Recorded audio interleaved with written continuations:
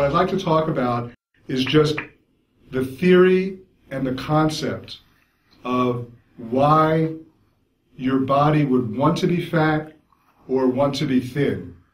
Because that's really the foundation of my approach, is that your body has a specific weight it wants to be. Some people call it a set point or an ideal weight. It might be 100 kilos, it might be 50 kilos, whatever it is. Your body has a specific weight that it wants to be. And if you try to lose weight and force yourself to be below that set point, that ideal weight, a lot of chemistry takes place in your body to force you back to that weight. What happens is you become hungrier because the signals that tell your body to stop eating or that you've had enough to eat, your body starts ignoring those signals. Also, your tongue becomes desensitized to sweet foods and fattening foods. So it takes sweeter and more fattening foods to satisfy you. So you crave sweeter foods. So you're hungrier. You don't get filled up as quickly. You crave more fattening foods and sweeter foods. Your metabolism slows down. And your body goes into a type of fat storage mode where it becomes very efficient at storing fat and resists burning fat. So all these things happen when you force your body to go below its set point or ideal weight.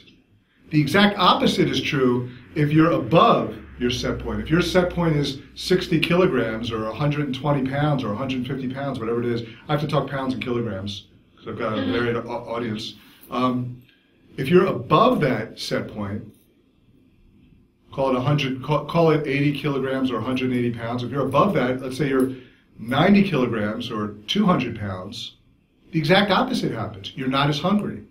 You don't crave fattening foods. You get filled up very quickly. Your metabolism speeds up, and your body becomes very efficient at burning fat. So the real key is understanding this set point. And the way to lose weight in a sustainable way is shifting that set point. From being, if your set point's 80 kilograms or 180 pounds and you want to be 70 kilograms or 150 pounds, how do you shift your set point? In essence, what I'm asking is, how do you get your body to want to be thinner? Because when your body wants to be thinner, it happens automatically. And that was my experience that I lived through.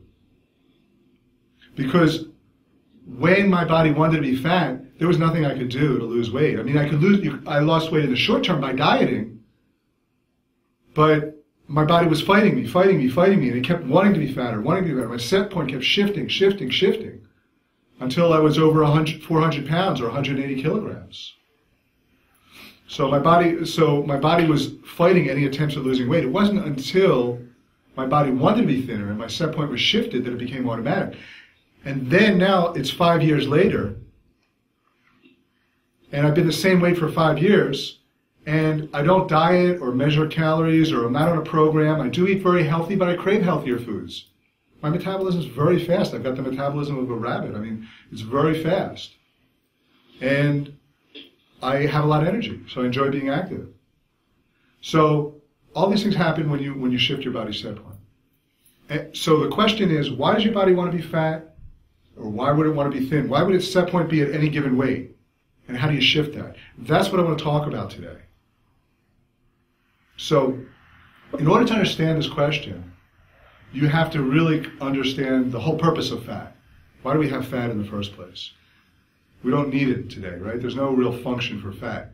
Not too many functions. But a long time ago, and if you look at our genetic heritage, there were times, many, many years ago, when we lived outdoors. We lived a nomadic lifestyle. We weren't farming. We didn't know when our next meal was coming from. And in that type of living environment, fat can be crucial to your survival.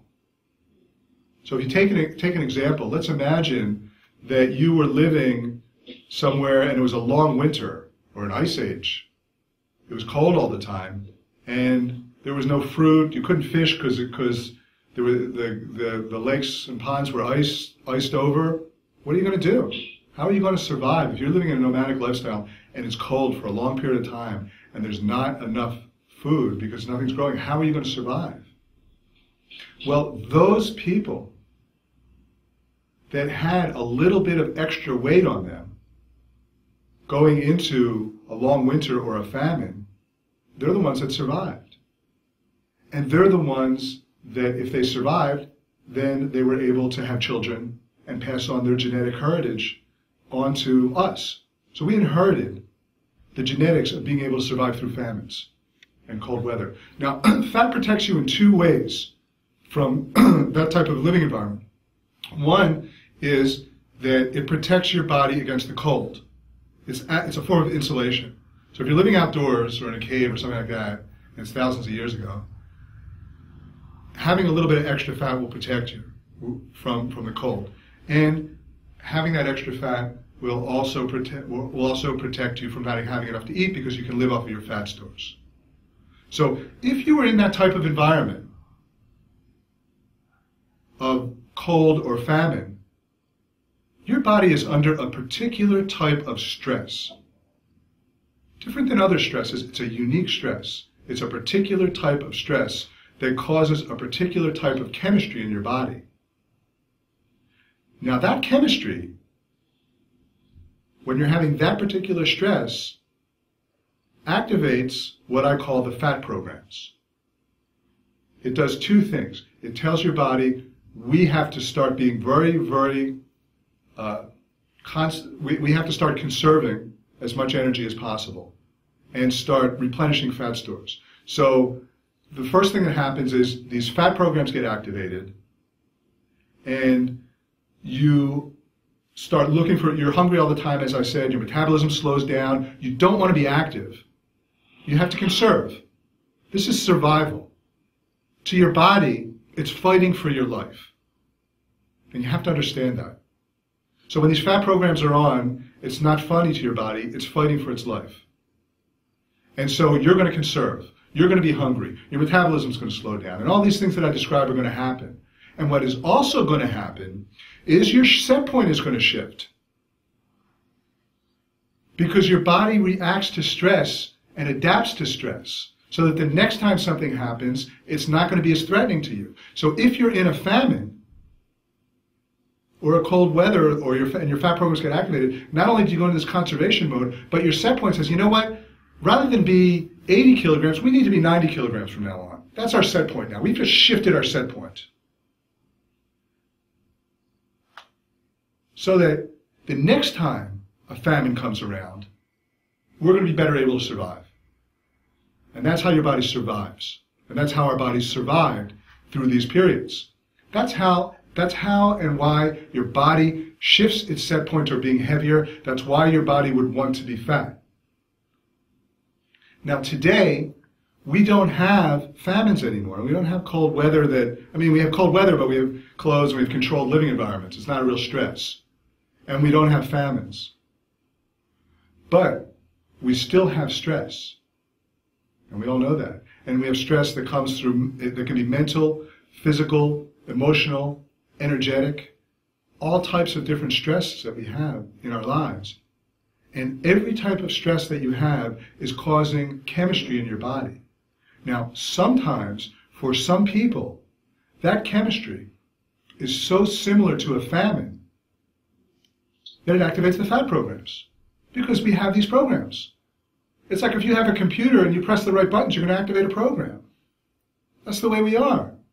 So you're having a stress, you're driving to work and you're going to be late and your boss is going to be mad and you're worried about all these things. How am I going to make my mortgage payment? I'm going to get fired, blah, blah, blah, blah. And that's causing chemistry in your body. And sometimes, for some people, that chemistry is activating your fat programs, just because the chemistry is the same. And if that's happening, that's causing your body to want to be fat. That's causing your body to go into a conservation mode, slow your metabolism, crave more fattening foods, eat more, not have the signals that say you're full. All these things I talked about, they all happen. And it gets your body to want to be fatter.